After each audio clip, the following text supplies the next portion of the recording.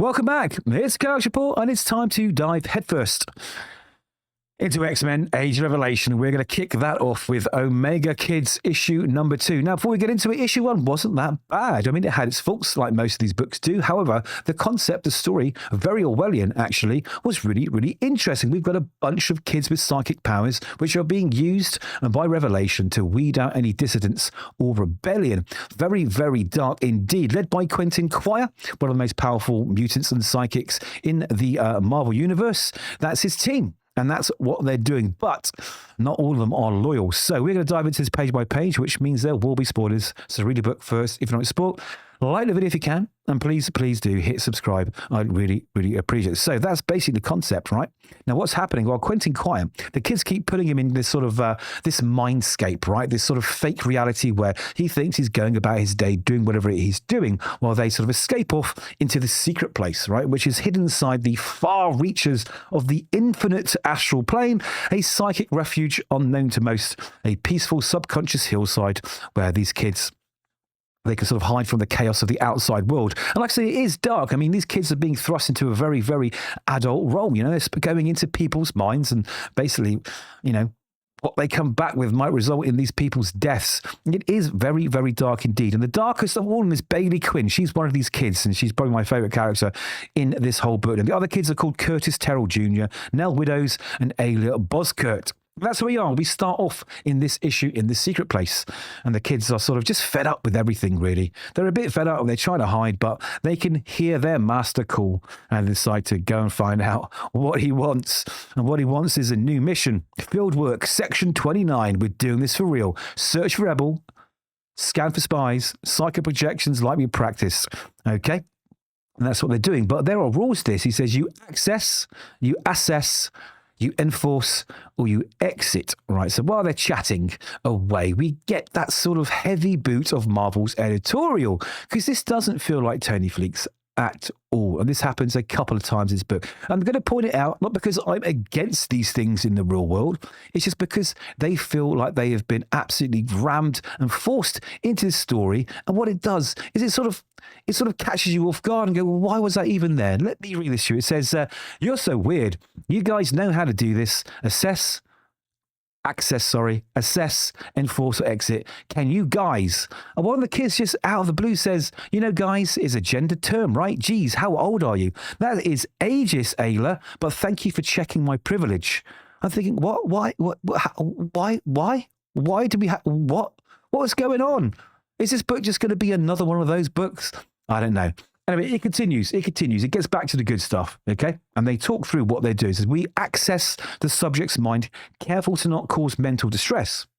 Then we assess whether or not the subject has rebellious intent or knowledge of insurgent activity.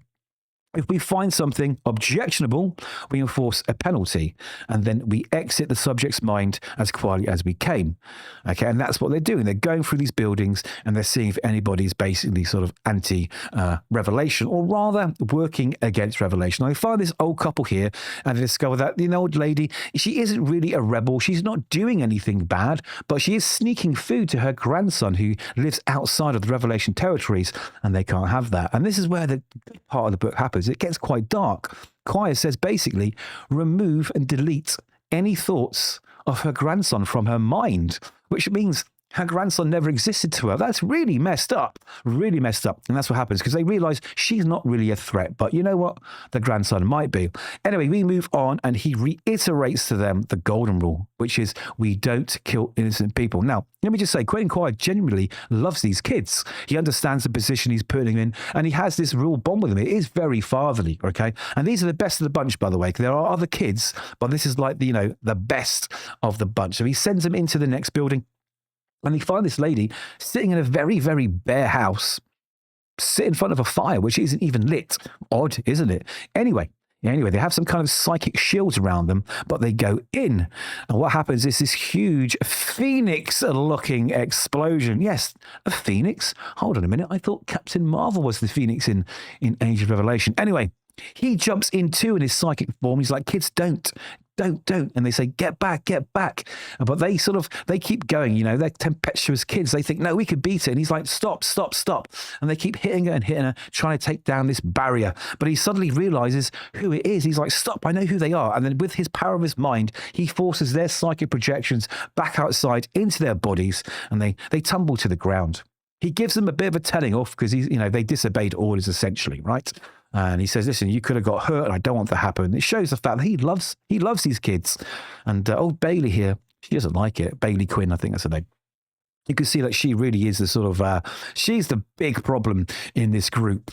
Now, who do we discover is this sort of Phoenix Force? Well, it's Rachel Summers. I'm thinking, what? Where did Rachel Summers come from? And I don't know where this book's going, really.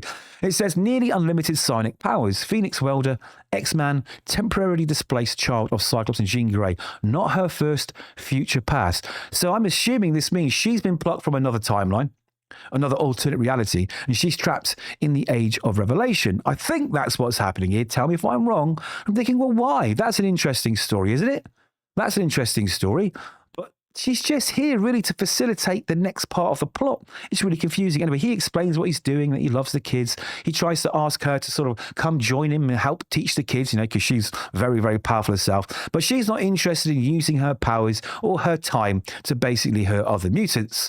And she's packing the bags and getting out of there because apparently the kids wrecked her home. But I mean, it was derelict anyway. I don't understand. But off she goes. And that's her essentially out of the story. I'm a little bit confused why she was even there. I think it was maybe to show the fact that they go in head first without thinking, and he loves them and is trying to protect them, and they could have died. But there we go.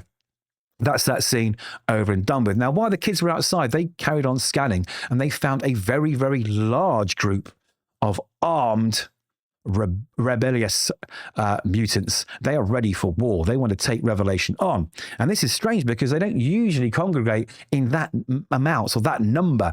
And old Bailey here, she's a bit upset. She's like, I missed it. It's my fault we didn't find them because, normally you would find that amount of people amassed somewhere with those psychic scans, but she thinks that she didn't want to see it. She blocked it out maybe, or she ignored it because one of those people happens to be her mother.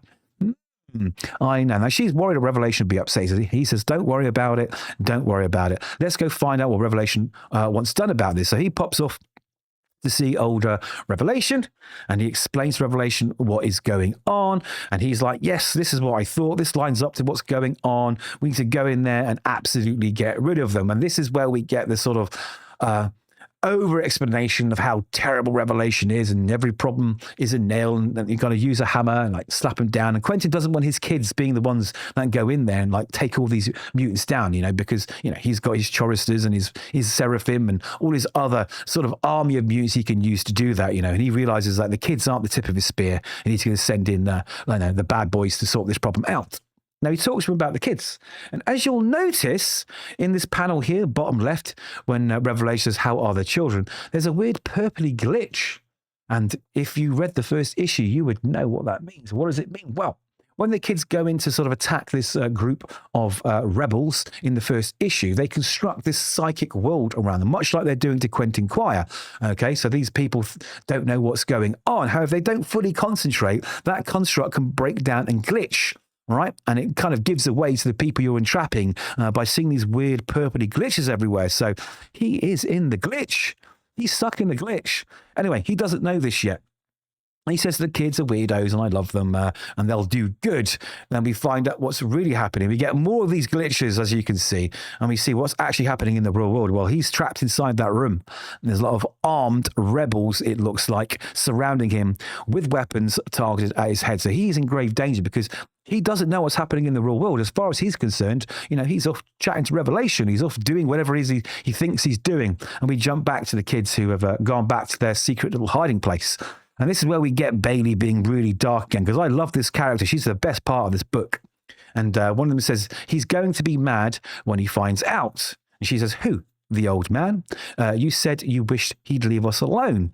You see her squash this ant here. And I think that's supposed to say that she doesn't care about any form of life. Something else happens in a minute. So she says, so I made him leave us alone. And the other one says, but we still have work to do. When he breaks out of that psychic projection, he's going to realize we haven't been running scans.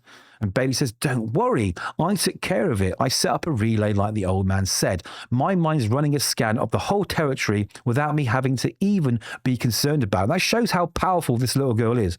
And she continues, if any of the enemy have had negative thoughts about Revelation, I'm switching off their brains. So she's pretty dark and messed up. The other girl says, wait, what? She says, people have negative thoughts constantly. That doesn't mean they're rebels. She says, you're probably killing every mutant you scan.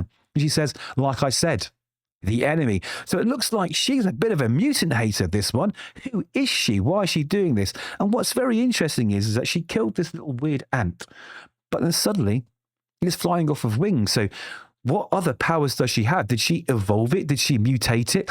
Is she sort of an embodiment of this X virus? I don't know. It's really, really interesting. So, like I say, this book has its faults, but underneath those faults and the forced Marvel editorial bullshit, which they keep putting in every single book, they just throw it in. Not in the flow of the book, but they just need to remind you of how they feel outside of the stories they're telling. Outside the fantasy, they want to remind you of what they believe in the real world. It's a really good story, and I'm really, really enjoying it. There's only one issue left. And like I said about all these X-Men Age of Revelation tie-ins, 3 issues really isn't enough for some of these stories, and I think that's why, apart from the fact that a lot of the writers are just terrible on these books, the other reason why these books aren't so good is because they are trying to tell a big story in 3 issues, and something's got to go, and that's character building, that's backstory, that's everything else. But this one still for me is one of the best of the bunch, and I really do recommend it. This little character here is dark as hell. I hope they bring her back somehow into the present timeline, because she could be quite formidable. She reminds me of one of the cuckoos, one of Emma Frost's cuckoos, actually.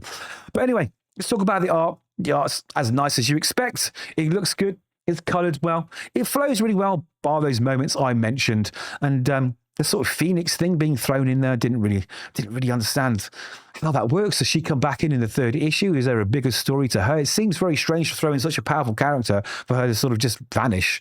The art is by Andrés Genolet, and they've done a fantastic job of the art. So Omega Kids is actually a thumbs up for me this week. I did really enjoy it, bar those few little quirks I mentioned. So there we go. Those are my thoughts. Do let me know yours, please. I'd be interested to hear what you think of this series. Like the video if you can, and please do hit subscribe. I'd really, really appreciate it. So until next time, read more comics, and we'll see you soon.